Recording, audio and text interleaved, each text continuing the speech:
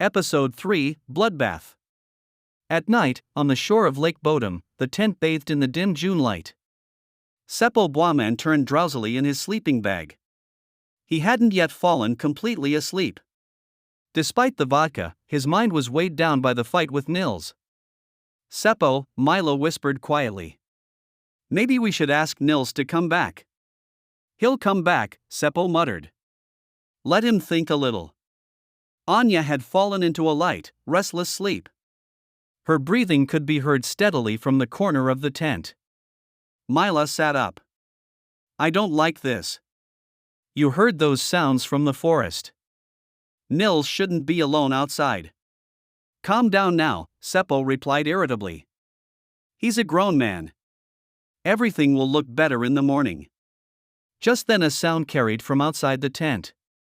Heavy, rhythmic steps approaching, much heavier than Nils's would have been. Did you hear that? Mila whispered, now frightened. I heard, Seppo answered, sitting up. Nils? Is that you? In response came only another step. A heavy foot pressed into the muddy ground right next to the tent. Seppo fumbled for the flashlight.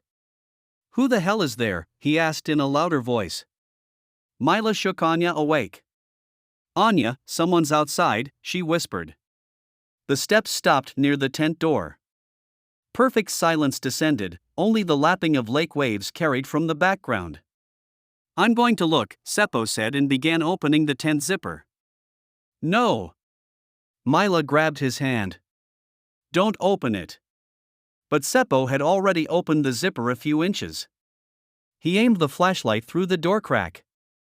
There's no one.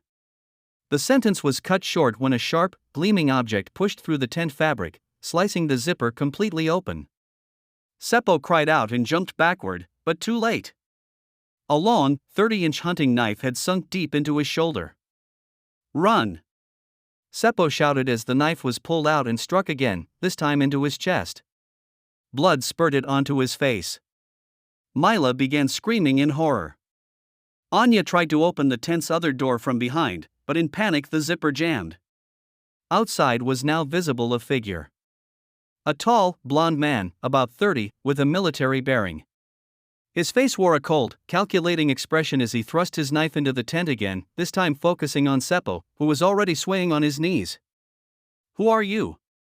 Seppo asked, blood flowing from the corner of his mouth. What did we? The man didn't answer. He pulled his knife out and thrust it forcefully into Seppo's chest, straight into his heart. Seppo collapsed backward, eyes open but expressionless. Seppo! No! Mila screamed, but then the man turned toward her. The man sliced the tent fabric open with a large motion, revealing more of the interior. The girls now saw the murderer's face completely. Cold, blue eyes, light hair styled neatly, narrow lips pressed into a determined expression. The stranger's clothes were dark, as if to blend into the night, and his hands looked powerful. Please, Anya cried, retreating to the tent corner. We won't hurt you. Take the money, take everything, but don't hurt us. The man looked at Anya with his head tilted, as if evaluating her words. For a moment he seemed to hesitate.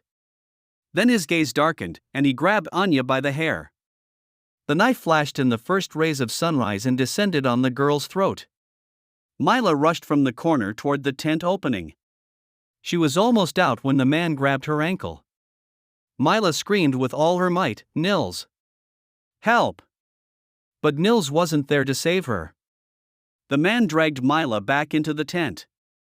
He pulled the girl through the pool of blood, back next to Seppo's body. Mila kicked and fought back, but the man was too strong. Please, Mila sobbed.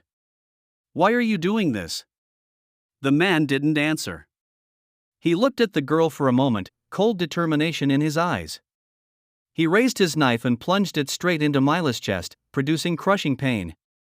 Mila let out only a weak whimper before the knife struck again and again. The girl's body jerked once, then went limp. Blood spread across the front of Mila's light blouse, staining it dark red. The man looked at his work.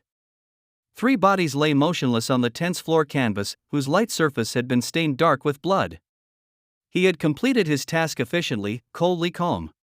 He carefully wiped the knife blade on the hem of Mila's blouse, closed it, and put it back in the sheath on his belt. For a moment he seemed to think, but said not a word. Then he knelt and began systematically going through the youngster's belongings. The man's hands moved systematically. He found Seppo's wallet in a sleeve pocket. Keys clinked against the ground. The man took them along, as well as Seppo's watch from his wrist. Then he stood, looked back once more, and stepped out of the tent. For a moment he stood still, as if ensuring no one was watching, then began moving.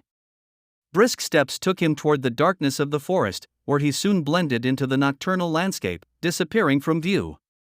All that remained was the tent, now badly torn and bloodstained. 3 young people lay motionless inside. High in the air, in the center of an indescribable beam of light, Nils floated helplessly. He couldn't move, couldn't shout, couldn't help his friends. He was completely powerless as a strange, heavy consciousness pulled him upward. His consciousness was wavering, but he still saw the tent far below. Saw a figure moving there. Saw how it attacked his friends. The last thing Nils saw before his consciousness extinguished completely was how the dark figure struck again and again at a target lying on the ground, blood splashing on the canvas. Then the tent canvas collapsed inward, covering everything beneath it. And Nils disappeared into the bright, consuming light.